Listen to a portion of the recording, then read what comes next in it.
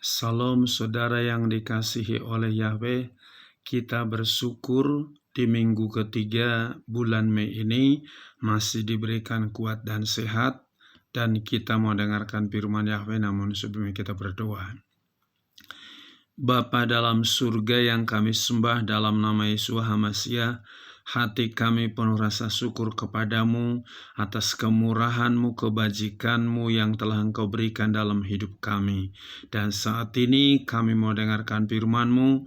Roh Kudus urapi kami agar kami dikuatkan, diteguhkan lewat firman-Mu.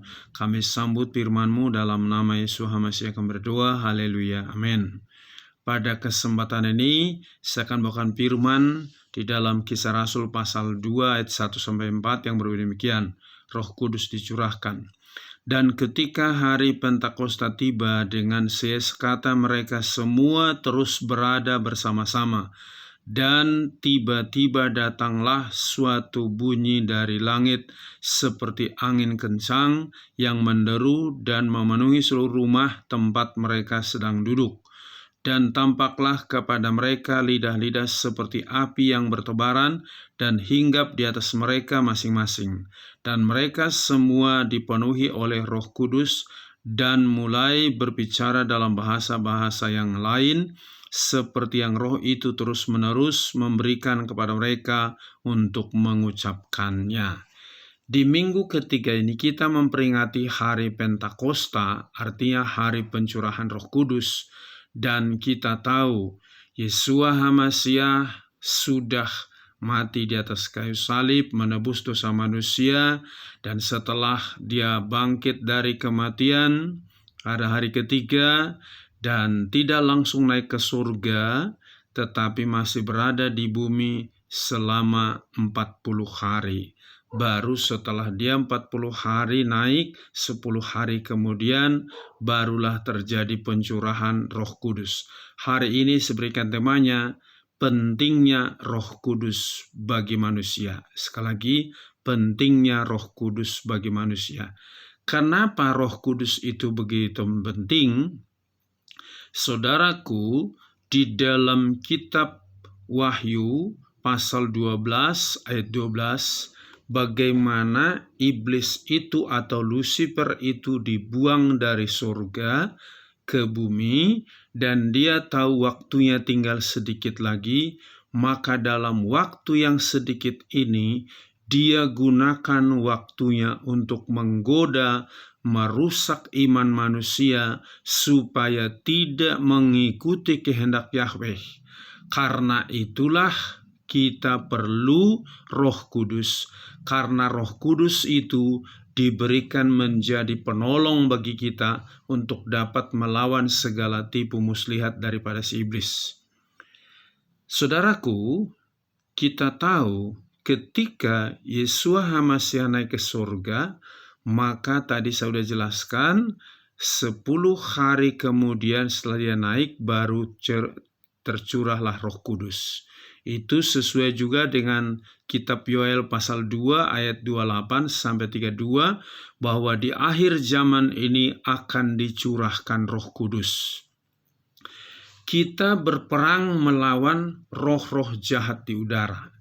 Jadi untuk melawan roh-roh jahat itu, kita secara daging nggak ada kemampuan kita.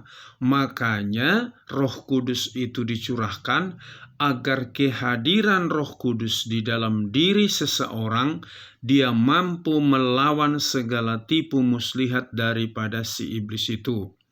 Dan saya akan pertegas apa saja tugas Roh Kudus bagi manusia yang dicurahkan bagi manusia di akhir zaman ini.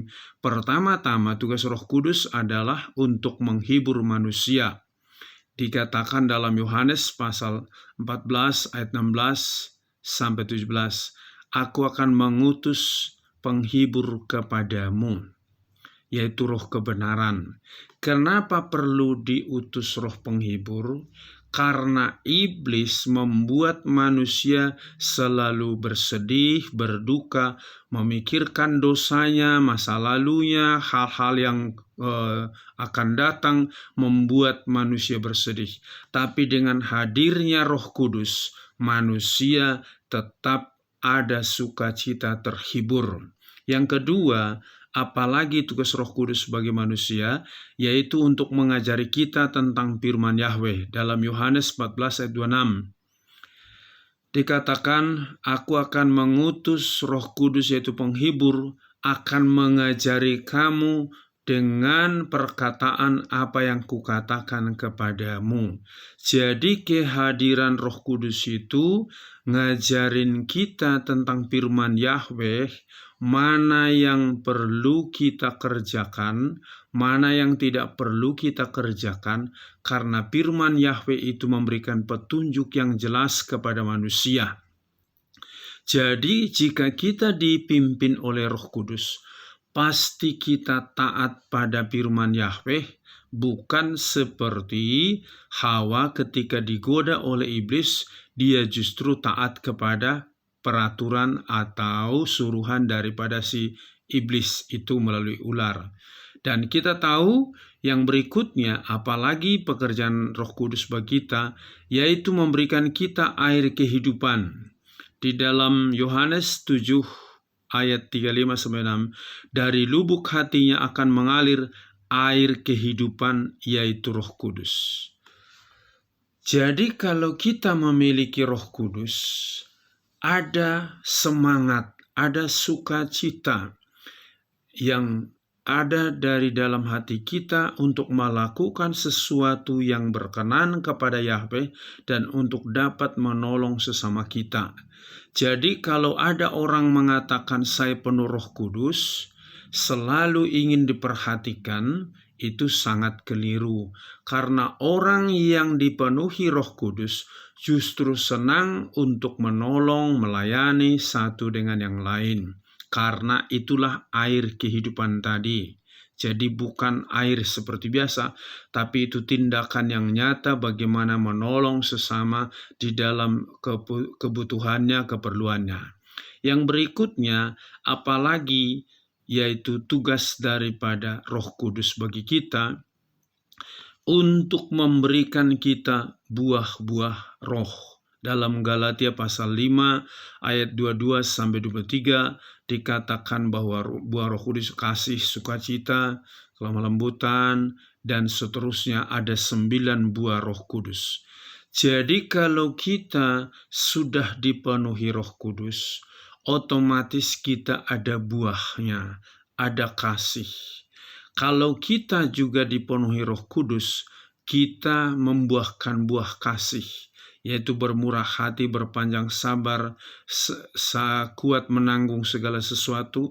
Jadi orang yang hidup di dalam Roh Kudus, dia memiliki buah-buah Roh Kudus, dia juga memiliki buah-buah kasih, itu di dalam 1 Korintus pasal 13 ayat 4 sampai dengan ayat 8.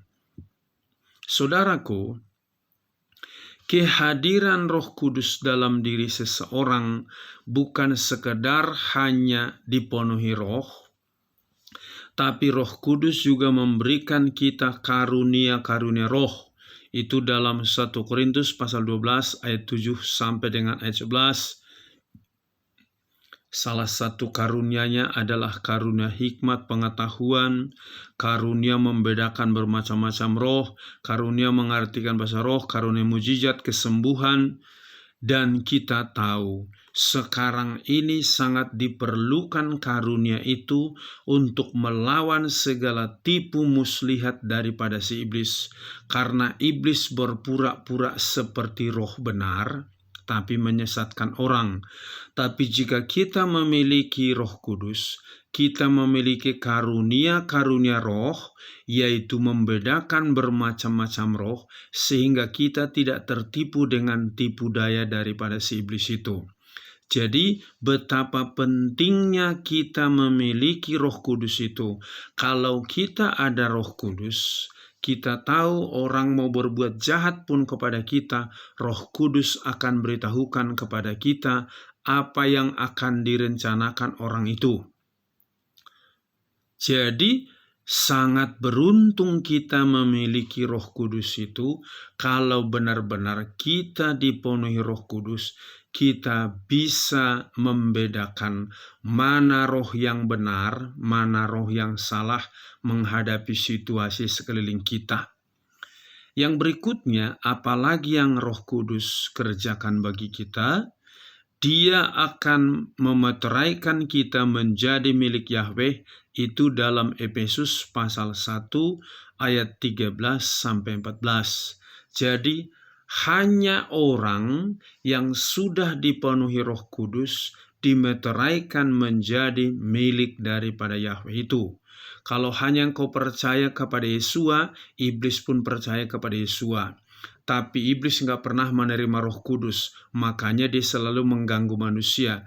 Jadi Roh Kudus itu memeteraikan kita bahwa kita adalah milik daripada Yahweh dan kita berhak masuk surga karena sudah dimeteraikan menjadi milik daripada Yahweh. Meterainya adalah Roh Kudus. Satu surat perjanjian, dibuat perjanjian jual beli harus ada meterai dan ditandatangan. Kalau tidak ada meterai, maka dianggap perjanjian itu salah. Oleh karena itu, betapa pentingnya kalau kita sudah memiliki Roh Kudus, kita bersyukur, berarti kita sudah dimeteraikan menjadi milik daripada Yahweh. Kalau kita milik daripada Yahweh, otomatis kita juga berhak masuk dalam kerajaan surga karena kita anaknya, Dia Bapak kita. Di mana Bapak kita itu berada, maka kita pun berada karena kita anaknya, sudah dimeteraikan melalui Roh Kudus tadi.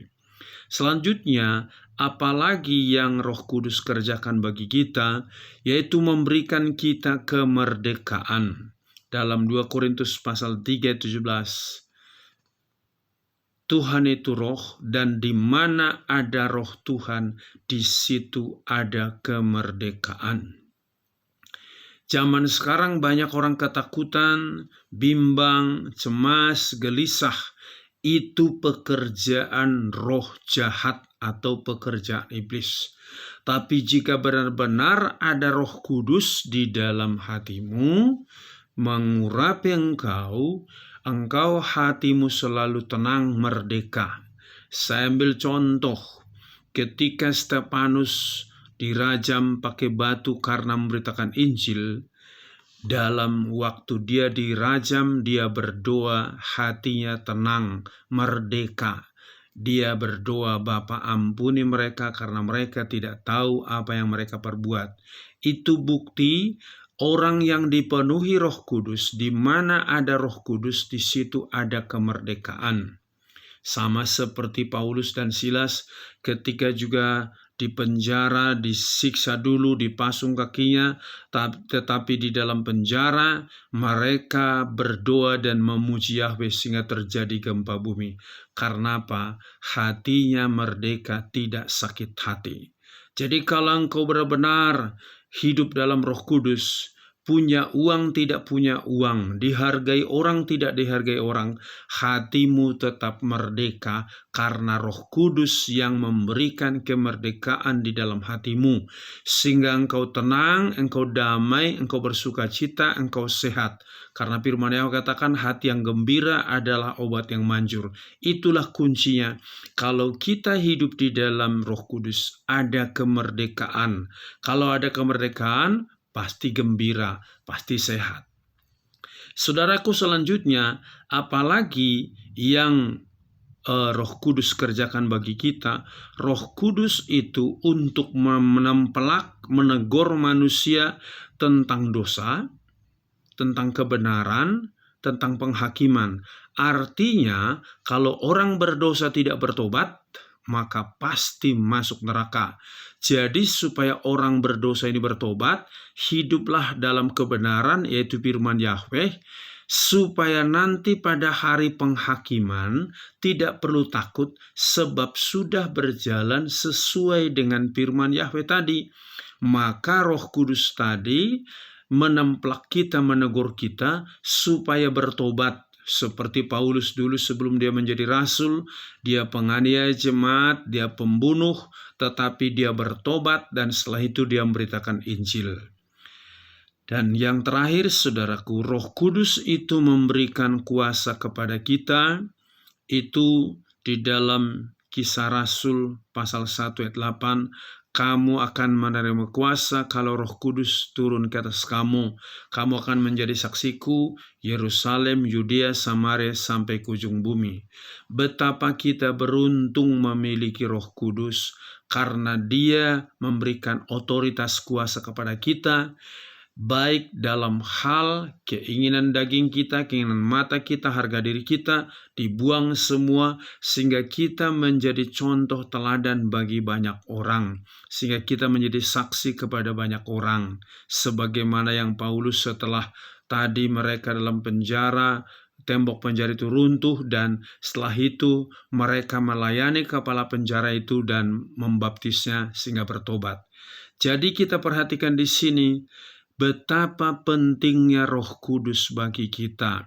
Jadi kita diurapi Roh Kudus bukan hanya saat ibadah 2 jam, tapi setiap saat. Biarkan Roh Kudus itu mengurapi engkau, memerdekakan hatimu, pikiranmu, seluruh hidupmu, supaya engkau berkemenangan. Dan ketika Yeshua HaMasiah datang kedua kalinya, engkau layak bertemu dengan Yeshua HaMasiah karena hidup di dalam kekudusan dan kebenaran berkat pertolongan Roh Kudus. Amin. Sampai di sini firman ya, kita berdoa. Bapa di surga, terima kasih buat firman-Mu. Kami mengucap syukur Engkau telah memberikan kami Roh-Mu yang kudus untuk mengajari kami, membimbing kami kepada firman-Mu dan hidup sesuai dengan kehendak-Mu, dan memberikan kemerdekaan dan kuasa buah-buah roh, karunia-karunia roh. Sungguh dahsyat karya-Mu Bapa melalui Roh Kudus-Mu. Terima kasih, berkati Bapak-bapak, ibu-ibu, pemuda, remaja, anak-anak, sehingga dimanapun kami berada, kami merasakan kehadiran Roh Kudus yang memberikan kemenangan, kekuatan, penghiburan bagi kami. Berkati bangsa dan negara kami, berkati seluruh hamba-hamba-Mu, gereja-Mu semuanya. Di dalam nama Yesus HaMasiah kami berdoa, haleluya, amin. Salam, Yahweh berkati.